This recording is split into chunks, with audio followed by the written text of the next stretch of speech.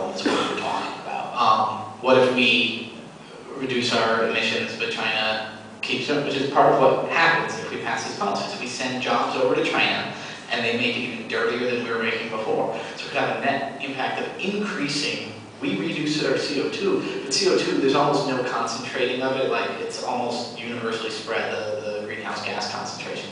So we reduce our greenhouse gas emissions, but the rest, the global greenhouse gas emissions would go up, and we pay the price, and China profits.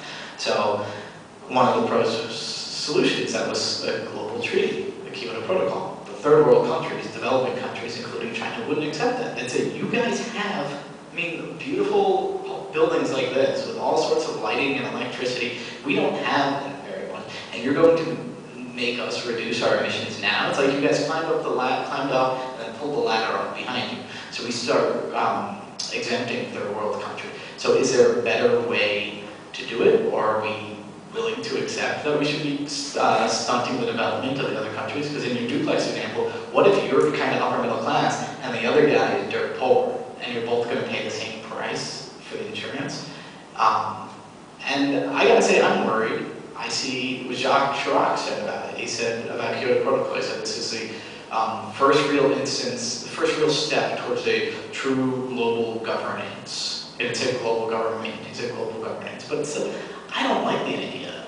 And this is another one of the costs of action, is giving more power to other countries to tell us what to do. That's something, you know, last time people tried to do that here, we put them on rails, covered them with tar and feather, and ran them out of town. Americans are not very open to that. So nobody's laid out a global answer that doesn't involve either hurting the third world, hurting American sovereignty, or basically being useless by creating these giant loopholes in the third world. Just a couple sentences. So if China and India try to do it on a petroleum-based economy, that will lead to a lot of problems. And so part of the trick is, how do you leapfrog generations? How do you get different energy technologies so that the growth happens without some of these mistakes of the past? We have time for one final question. Yes.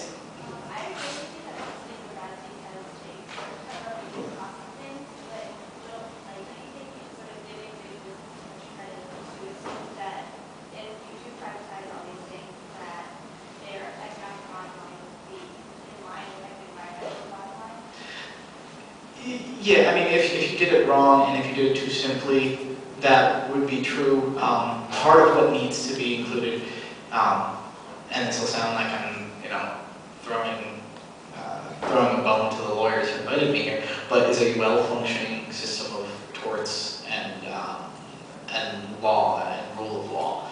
And it's a tricky thing for basically a libertarian like me to talk about, because a lot of people hate the government, and that includes judges and lawyers, but they're a separate thing where, and I'm not one of those guys who's always talking about tort reform, fewer lawsuits. Yeah, there are too many lawsuits, but part of what happens is, it's not, I mean, if I can dump my sewage in my neighbor's yard and not have to pay for it, then yeah, it's in my economic interest to do that rather than have to run to, you know, someplace else and throw it out. But if he can then sue me for hurting him, it suddenly becomes in my economic interest to take better care of my sewage and my trash and that sort of thing. So a well-functioning tort system is part of what will align. In other words, if you hurt somebody, you're going to pay for it. That's part of what will align profit motive with a public good, but that's a separate question from regulation, and it's less subject to the sort of short-sightedness and narrow-mindedness that regulation often takes.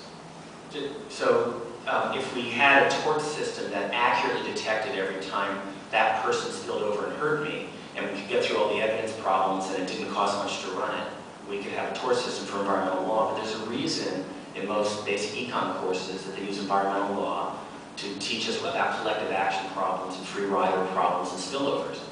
Problem is, we don't have all of that accurate detection for the sewage and the sludge and the air and the other things and the carbon that's coming from our neighbors. And so you don't have the ability to measure it and do it through the tort system in a large setting.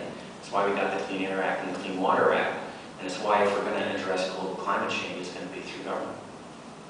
All right, with that, we'll conclude, and I want to thank you all for coming out, and please join me in a final applause for